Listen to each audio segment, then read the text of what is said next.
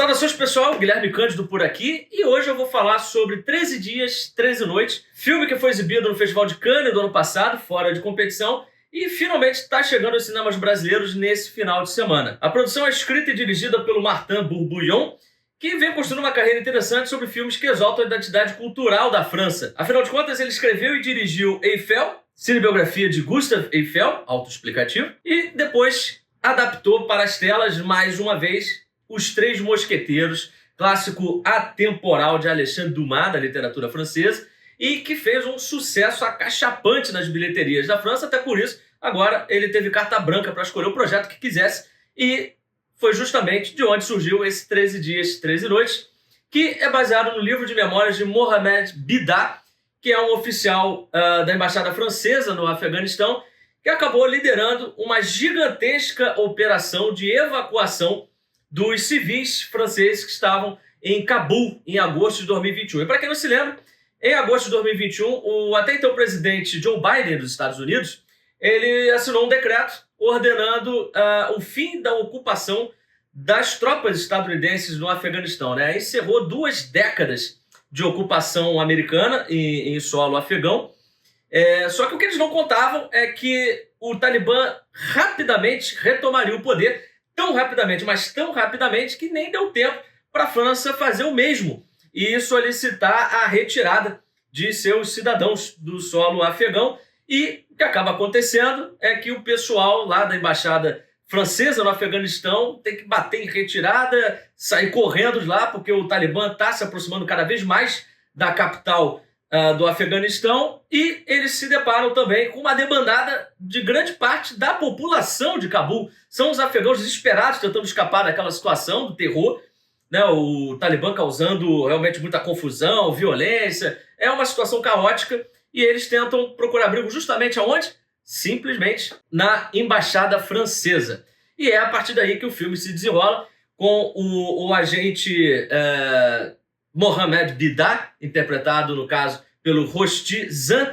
que ele tem que quebrar a cabeça para montar essa operação e conseguir retirar de lá não só os cidadãos franceses, mas também cidadãos afegãos que estão querendo escapar daquela situação. O Martin Bourboulon, no caso, ele também é autor do roteiro, ele não demonstra muito interesse na geopolítica, tanto é que ele se distancia um pouco até de mostrar outros pontos de vista, né, nessa história. Então ele nega ao público, por exemplo, o que levou o determinado país a tomar uma decisão, né, o ponto de vista dos afegãos em si, que se limitam simplesmente a essa parcela tentando escapar de lá. Então os países envolvidos nas decisões desses países acabam não tendo muita participação nessa história, que é focada quase que exclusivamente na tensão, no suspense, e isso o Martin Bourboulon ele faz muito bem. É um filme que constrói 2 atos muito eficientes, é um filme que consegue envolver, que consegue causar tensão, apreensão pela situação, e muito disso também a gente deve ao elenco, principalmente o Rosti Zan, que é um ator muito carismático,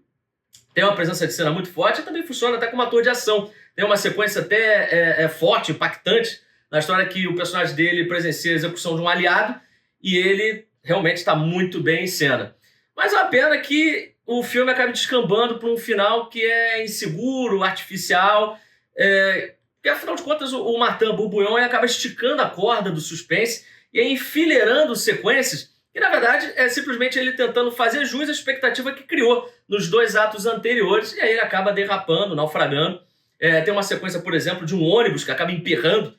fica preso numa placa de trânsito, e aí os personagens demoram a perceber aquela situação,